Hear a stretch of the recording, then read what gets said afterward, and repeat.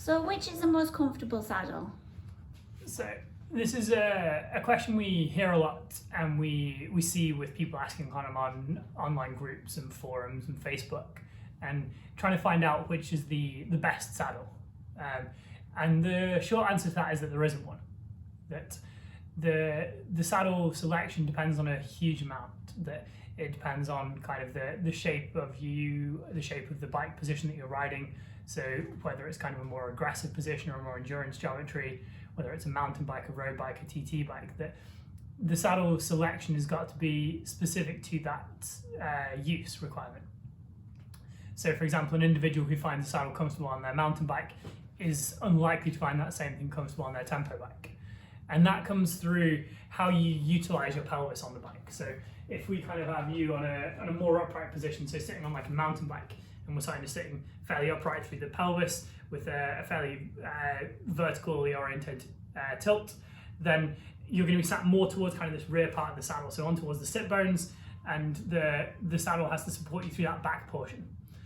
If though, like we say, you were looking at kind of the complete opposite and looking at a tempo or a TT position, we're going to be anteriorly tilting a lot more through the hips, which is going to sit you more towards kind of the front area of the pelvis, on towards this kind of pubic rama area, and losing some of that contact with the sit bones. So you'll be sitting more towards the front of the saddle on that. So the same saddle is very unlikely to suit those two use cases.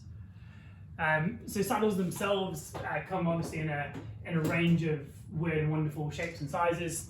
So things like, for example, your kind of more traditional sort of shapes, so things like some of the GBMI saddles, where they're kind of fairly traditional saddle looking, kind of quite flat at the back, a bit of a channel through the middle. A lot of saddles kind of coming in much more sort of this sort of really short and wide type style. So like Physique have their tempo saddles. So the Argo saddle, sorry, this is the Argo Tempo.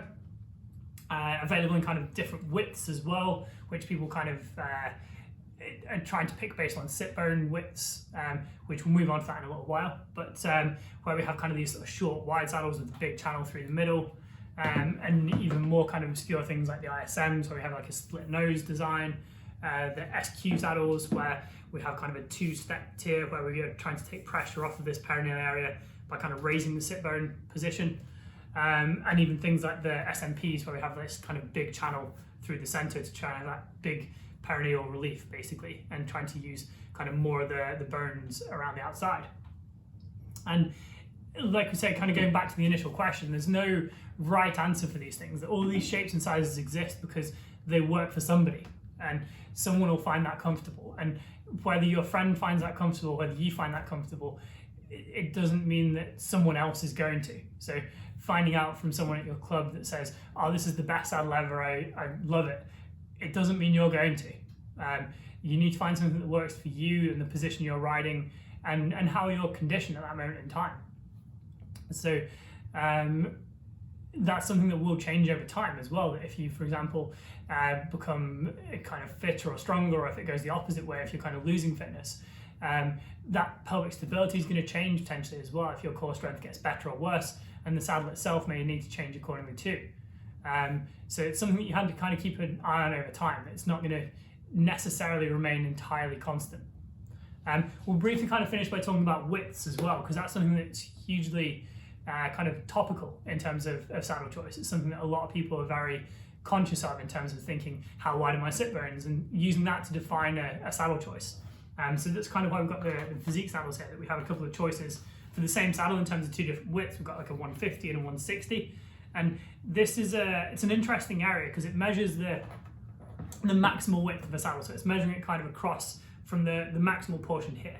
And it's definitely something that's relevant in terms of saddle selection, but as well, kind of what we talked about with the others, the shape of the saddle, I think personally is a more important factor. The maximal width. So with a lot of these saddles, for example, we see people going wider and wider.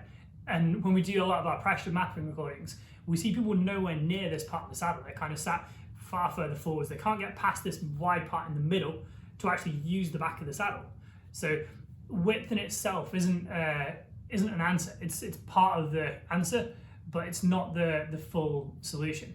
We need to find a saddle that's the right shape as well as the right size and put in the right position. Because the other thing, just to kind of finish with, is that any of these saddles in the wrong place will feel uncomfortable.